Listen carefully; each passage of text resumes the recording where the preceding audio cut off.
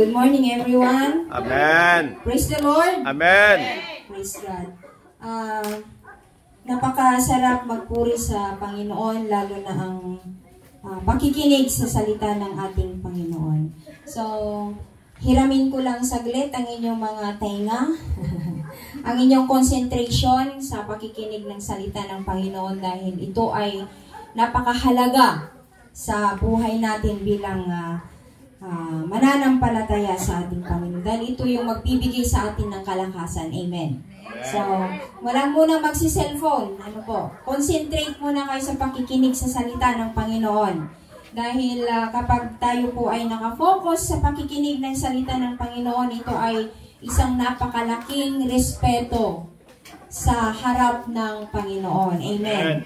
So, hindi ko na patatagalin ang ating pong teksto sa umagang ito ay matatagpuan sa yung main text po natin matatagpuan sa Philippians chapter 4 verses 11 to 13. Hinihiling ko na tayong lahat ay muling tumayo at basahin ko ang salita ng Panginoon bilang paggalang na rin sa salita ng Panginoon. Sabi dito sa Filipos chapter 4 verses 11 to 13. Sabi dito, hindi ko sinasabi ito dahil sa ako'y nangangailangan, sapagkat natutunan kong masiyahan anuman ang kalagayan.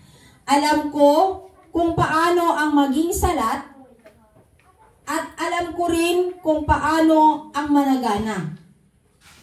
Natutunan ko ang lihim ng pagiging kontento sa anumang kalagayan. Busog man o gutom, mayaman man o dukha, lahat ng ito'y kaya kong gawin sa pamamagitan niya na nagbibigay sa akin ng lakas. Purihin ang ating Panginoon. Tayo pong lahat ay makakaupo. Naipag-pray na ang salita ng Panginoon. So, binigyan ko dito sa text natin ng isang theme or na isang tema na ganitong pagkasabi. Finding satisfaction and contentment in God. Tatanungin ko ang bawat isa sa atin sa umagang ito. Kayo po ba ay satisfied sa buhay? Amen. Kayo ba ay kontento na sa buhay? Yung totoo. Sino na ang kontento sa buhay dito? Amen. Talaga? Talaga? Okay. Sino talaga yung kontento na ba kayo sa buhay nyo? In practical way, kontento ba kayo sa buhay nyo? Amen. Amen. Sana nga kontento. Pero sa tingin ko, hindi. Hindi. Sa buhay ng isang Kristiyano, kailangan lang na magiging kontento po tayo sa ating buhay. So, ang kahulugan sa Tagalog, yung satisfaction and contentment, ibig sabihin, ang kahulugan niya ay kasiyahan at kagalakan. So, kailangan magkasama yung kasiyahan at kagalakan. Siyempre, kapag kontento ka na sa buhay mo, may galak sa puso mo. Masaya ka. Pero kapag may hinahanap ka sa buhay mo, hindi ka masaya. Siyempre, hinahanap mo eh. Meron kulang sa palagay mo sa buhay mo, may kulang na hinahanap mo kaya hindi ka lubusang nagagalak o hindi ka lubusang nasisiyahan sa buhay mo. So, ang paghangad ng mundo ng kasiyahan kumpara sa pangako ng Diyos, ang tunay na kasiyahan.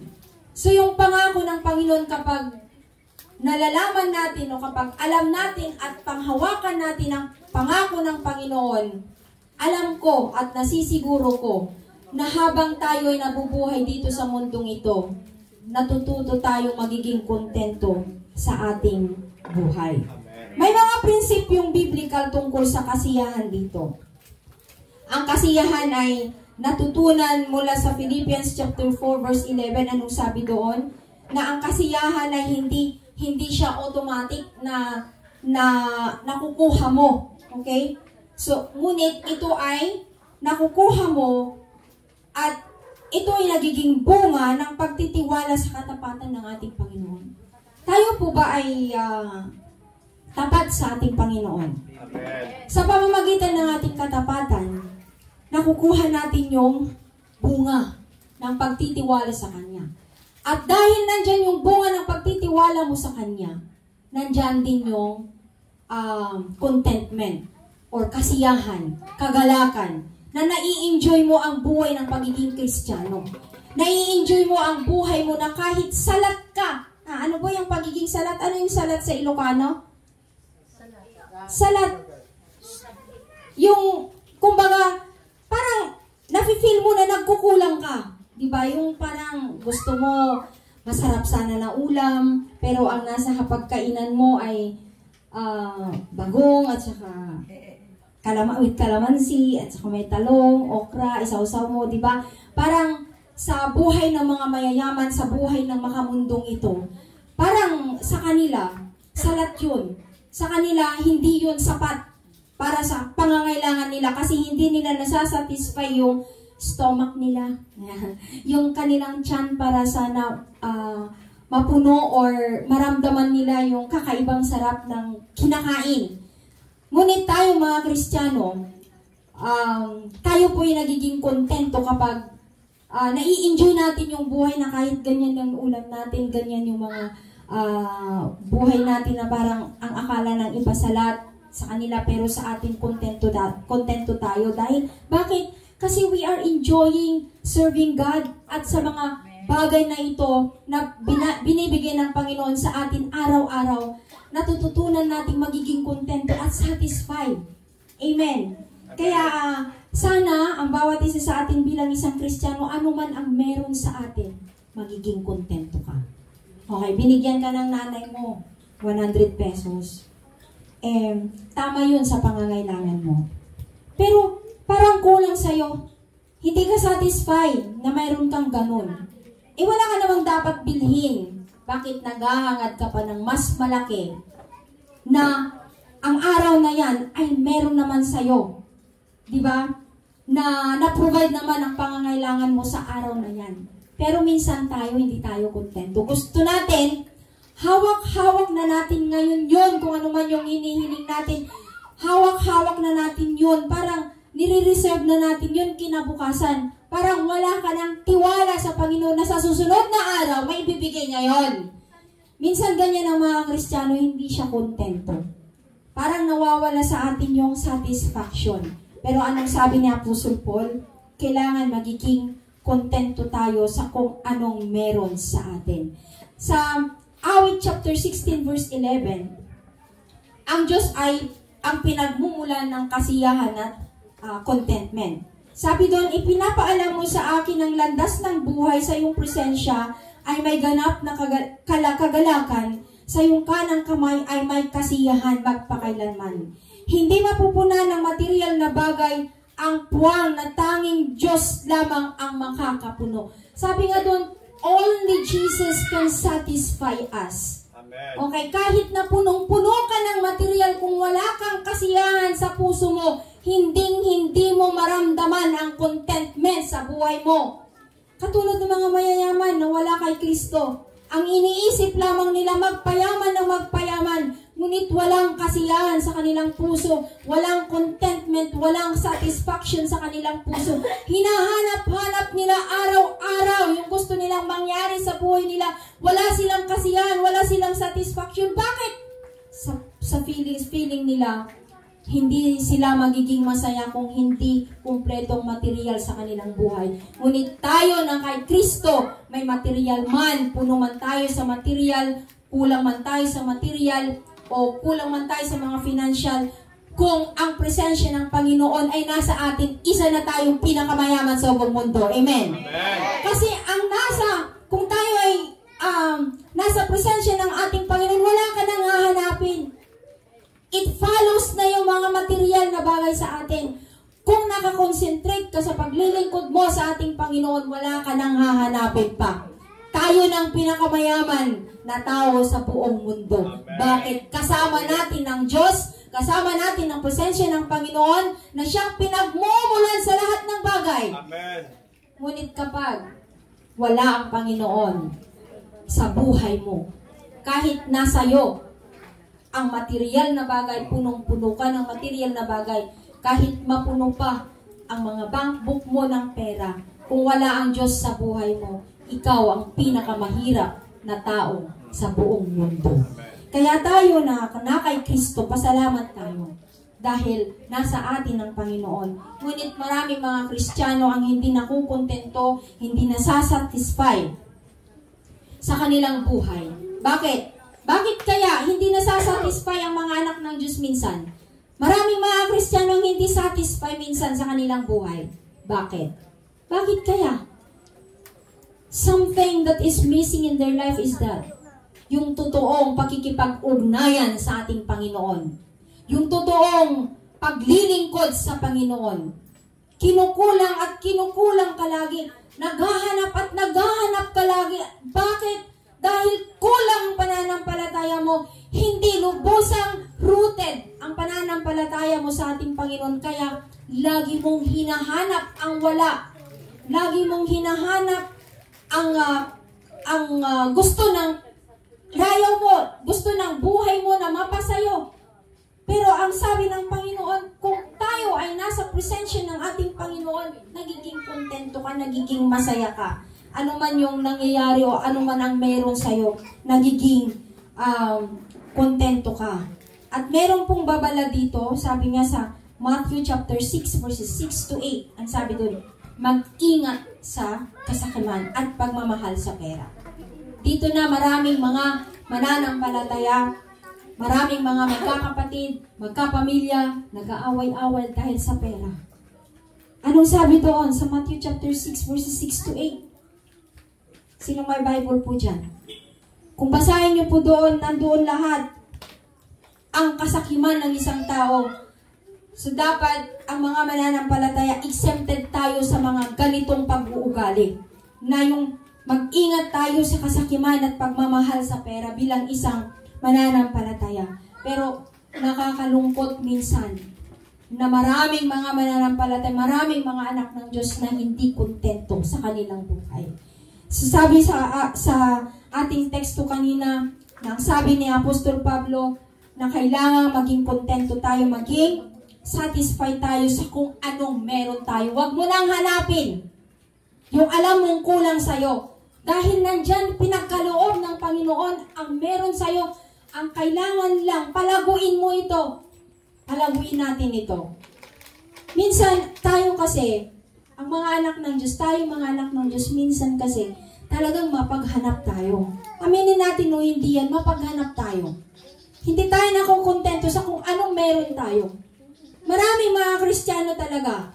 Hindi lang mga Kristiyano, yung tinagurian talagang anak ng Diyos, tayo anak ng Diyos, pero hinahanap-hanap pa rin natin yung mga bagay na wala sa atin na kung saan binigay naman ng Panginoon na sa'yo.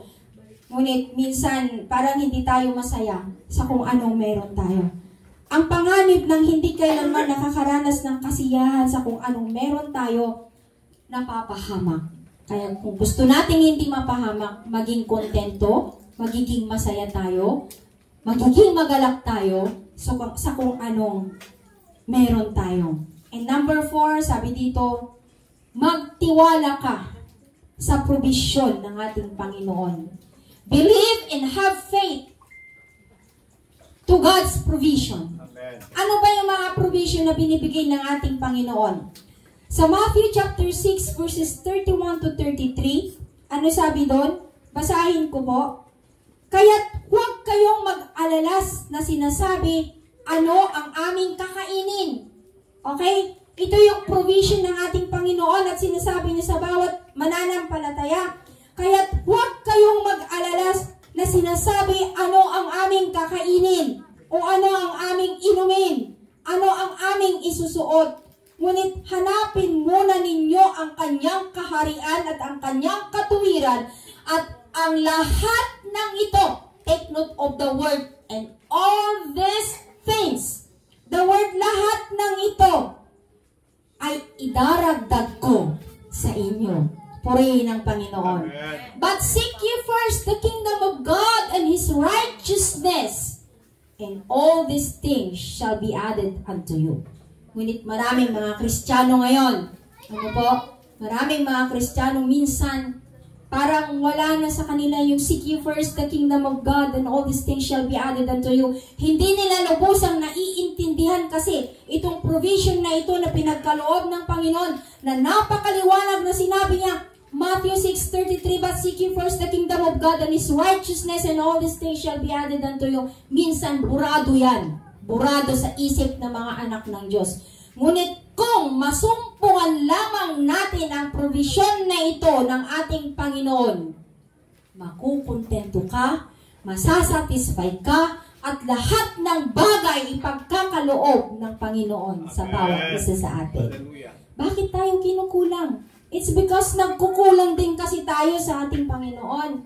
Minsan sa prayer time natin, naaagaw din ng attention ang ating prayer life. Inuuna mo ang paggamit ng gadget mo, ilang oras kang nakatutok sa cellphone mo.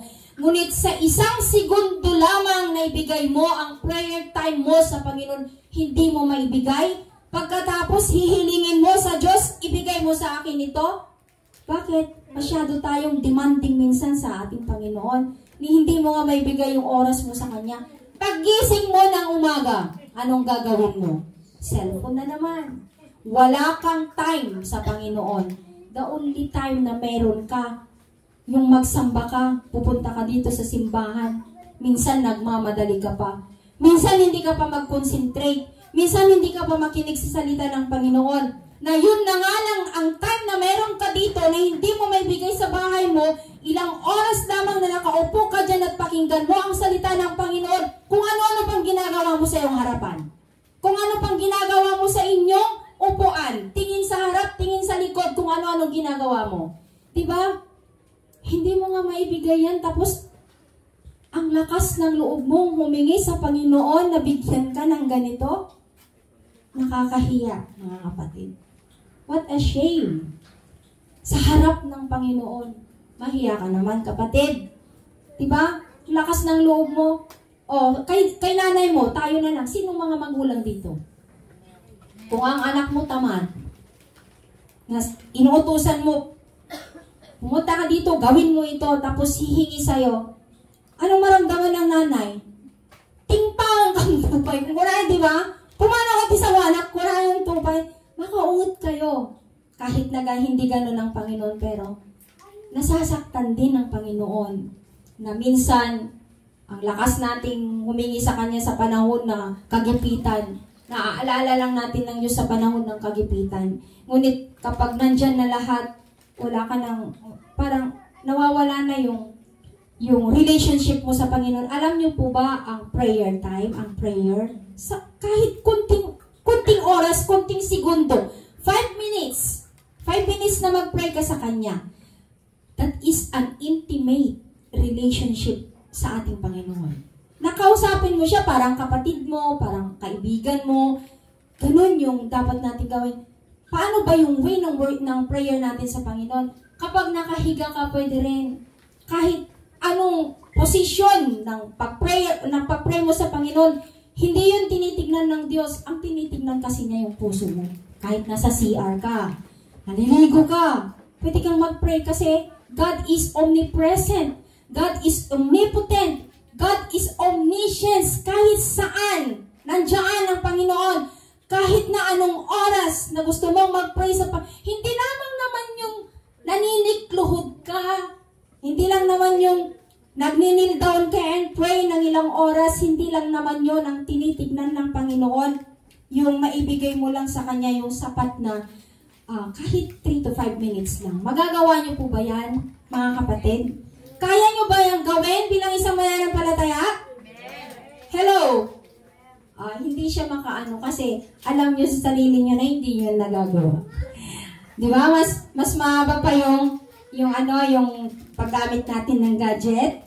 Paggamit, maglaro ng mobile legend. Sino naglalaro ng mobile legend dito? Yan, kahit gabi na.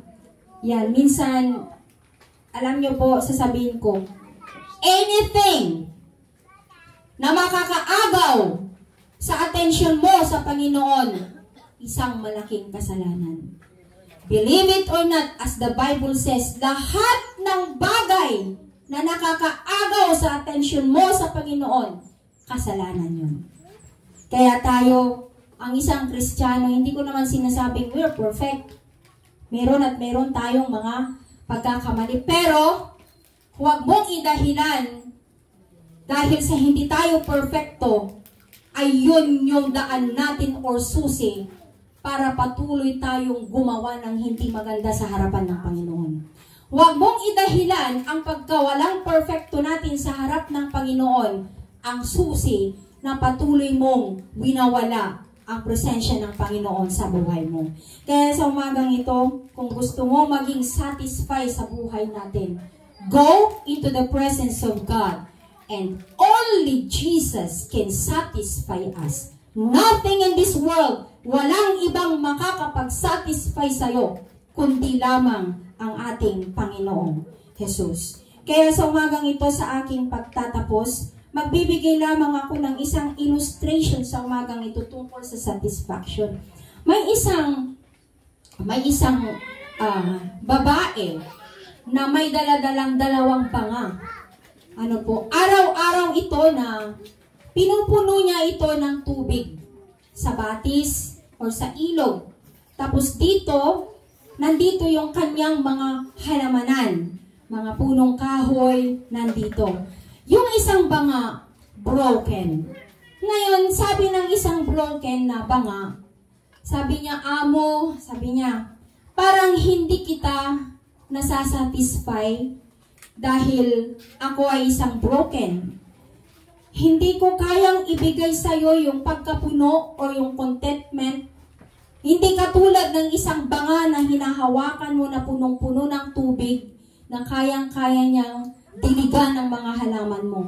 Samantalang ako, paulit-ulit kang pumunta dito sa ilog upang punuin mo ako, pero sa kalagitnaan pa lang, nawawala na at nababawasan na yung laman ng tubig. Sabi ng babaeng ito doon sa broken jar, sabi niya, alam mo ba, sabi niya, na dahil sa pagiging broken mo, napupuno mo ako at nabibigyan mo ng buhay yung mga buto na inihasik ko sa dinadaanan natin, na sa tuwing dumadaan tayo, nabubuhay sila, tumutubo dahil sa nalalaglag na tubig na mula sa'yo.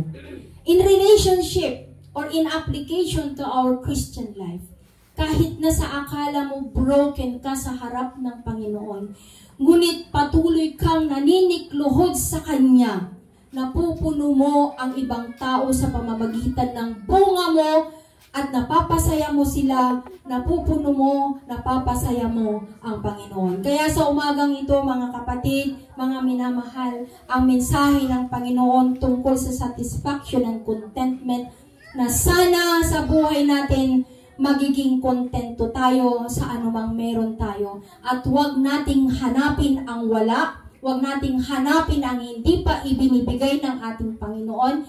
Gawin lamang natin ang ating bahagi bilang isang maglilingkod sa Kanya. Darating ng Panginoon araw-araw lahat ng iyong minimithi, ipagkakaloob ng ating Panginoon. May the Lord God bless us this afternoon or this morning. God bless us all. At ibibigay ko ang natitirang bahagi ng ating paglilingkod sa Kanya sa umagang ito sa ating Bishop, Reverend Jude Briones. God bless us all.